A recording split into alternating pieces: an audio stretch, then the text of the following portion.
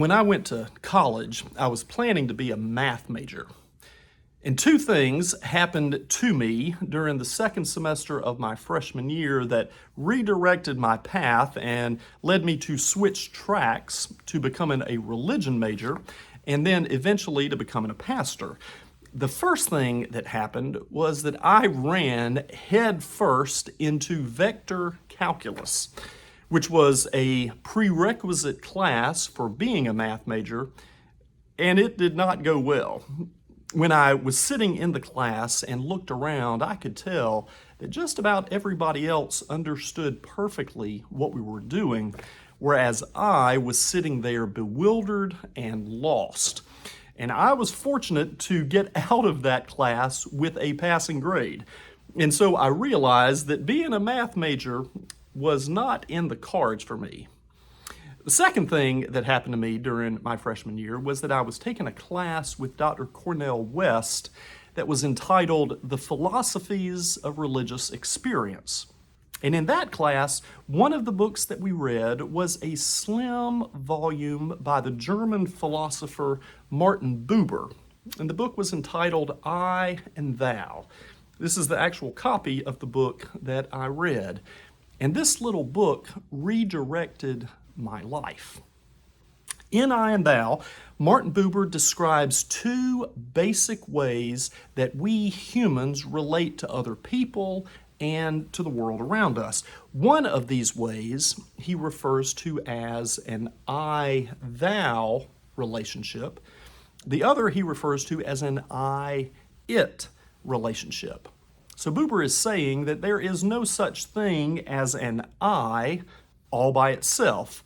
I only exist in relationship with others, either in an I-thou relationship or an I-it relationship.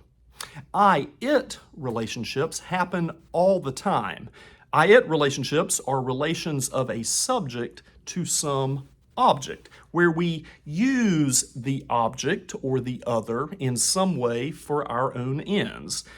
And this can sound more malicious than it really is because, for instance, when we go to the grocery store, we need the checkout person to process our purchase. That is an I-it relationship, and it is a necessary one. When we stop at a gas station to ask for directions, we are not looking for a deep, meaningful connection with the person.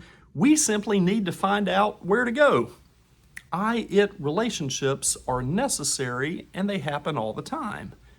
It can also happen that we will relate to another person by seeing or thinking that if we get to know them, it will be advantageous to us in some way. It will bring some kind of benefit to our life, help us to get ahead. All of these kinds of things where we are using the other in some way are I-it relationships. And we can see that they happen all the time. Martin Buber says that we only become truly human through I-thou relationships. I-thou relationships are subject to subject. I-thou relationships are relations of mutuality and connection and presence with the other. We can lose track of time in an I-thou relationship. And we can see that this might happen with a lover. It might happen with a family member or a friend. It can happen in a concert where we become enraptured with the music. It can happen with a pet or some other part of creation, and it can happen with God. We become open to the other, and we receive the other into our lives in a deep way.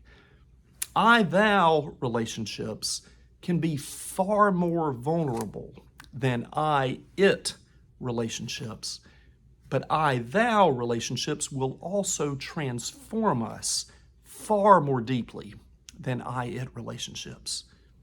So where in your life can you be open to entering into an I-thou relationship with someone else or something else in your life? We'll be talking about this more in the weeks to come. Have a good week, and we'll see you soon.